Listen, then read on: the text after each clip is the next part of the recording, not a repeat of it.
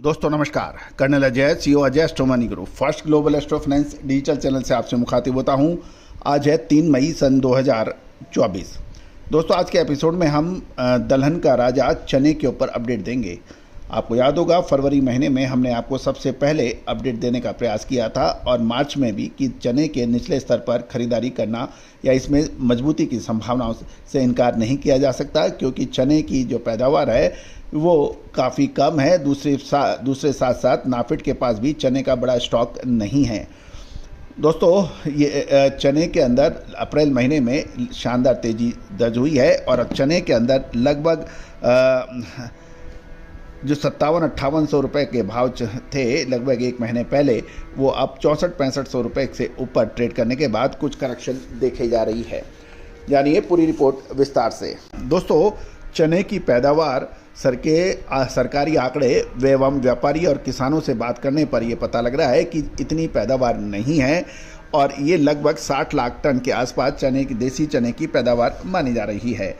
गौरतलब है कि मध्य प्रदेश में चने की फसल 50%, राजस्थान में लगभग 50 से 60% और गुजरात में चने का 70% माल मंडियों में आने के समाचार मिल रहे हैं और चने का अब काफ़ी कम माल किसानों के हाथ में है। दूसरी ओर चने की कीमतें ऊपरी स्तरों से कुछ गिरावट यानी लगभग 200 रुपये के नीचे आ गई है और दिल्ली में चने के दाम लगभग 64 रुपये से नीचे चल रहे हैं, जो एक समय में लगभग 6,600 रुपये तक पहुंच गए थे। अब महत्वपूर्ण यह है कि किसी भी केंद्र पर चने की बड़ी अराइवल यानी आवक के कम समाचार हैं। किसान भी माल नीचे स्तर पर नहीं बेच रहे हैं और जब भी चने में कुछ गिरावट होती है तो किसान माल रोक लेते हैं। उन्हें चने के अंदर अच्छे दाम मिलने की उम्मीद है।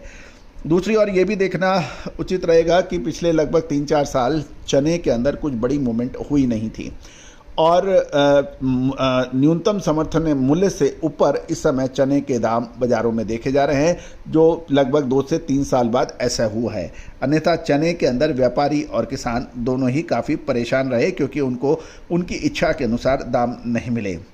गौरतलब है कि दूसरी ओर सरकार भी नाफेड ने जो है वो समर्थन मूल्य पे ज़्यादा चना उसको मिला भी नहीं है। अनुमान है कि 6 से 7 हज़ार टन ही चना खरीदा गया है और दूसरी ओर नाफेड ने बाजार मूल्य पर भी चना अभी खरीदना है और जब तक और यदि बाजार मूल्य पर नाफेड चना खरीदेगी तो चने की मजबूती को बल मिलेगा।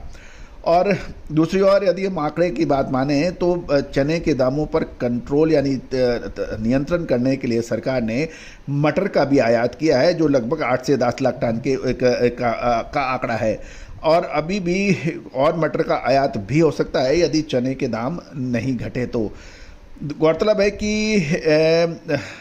चने के अंदर अप्रैल महीने के अंदर एक तरफा लगभग 10 से 12% की अच्छी तेजी चने के अंदर व्यापारी और किसानों को अच्छा लाभ दिलाया है। गौरतलब है कि चने के अंदर अगले लगभग 2 से 3 महीने एक निर्णायक मोड़ देखे जा सकते हैं। चने की यदि फसल देखें तो दक्षिण राज्य कर्नाटक, तमिलनाडु, तेलंगाना और आंध्र प्रदेश में पहले से ही कम थी और ज़्यादातर माल वहाँ का भी बाज़ारों में आ चुका है, जबकि महाराष्ट्र और राजस्थान के अंदर भी काफ़ी हद तक माल मंडियों में उपलब्ध यानी बाज़ारों में बिकने के लिए आ चुका है। और चने का जो विकल्प है वो मटर ही मानी जाती है। और ये भी बात है कि यदि मटर का आयात और बढ़ सकता है, लेकिन अनुमान ये है कि एक और महत्वपूर्ण बात ये भी बनती है कि कनाडा और रूस दुनिया के अधिकांश देशों में जो है वो मटर की सप्लाई यानी एक्सपोर्ट करते हैं। अब इन देशों के पास मटर का स्टॉक बहुत अधिक नहीं है। नई फसल सितंबर महीने में आएगी, इसलिए अब ये एक प्रश्न चिन्ह है कि अगले 2-3 लाख टन का मटर का आयात होगा, जिससे चने के दामों पर नियंत्रण रखने में शायद मदद मिले। और अब देखना यह है कि चने के अंदर आगे क्या हो सकता है। हमारा मार्च महीने का अपडेट काफ़ी हद तक आपको फ़ायदा आपको पहुंचाया होगा, आपने सही समय पे माल खरीदा हो। दोस्तों व्यापार की रीत है सही समय पे माल खरीदना और सही समय पे माल बेचना।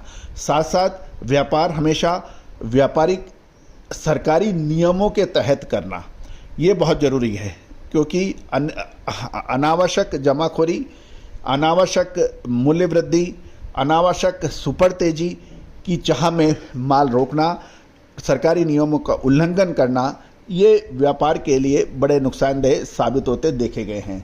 आप नियमों के आधार पर काम करें तो बेहतर रहेगा। दूसरी ओर चने के पर शानदार तेजी दर्ज हुई है। आगे विशेष रिसर्च रिपोर्ट के लिए सहयोग राशि अदा कर आपको मिल सकती है। आप संपर्क करें। All the very best, good luck, happy trading.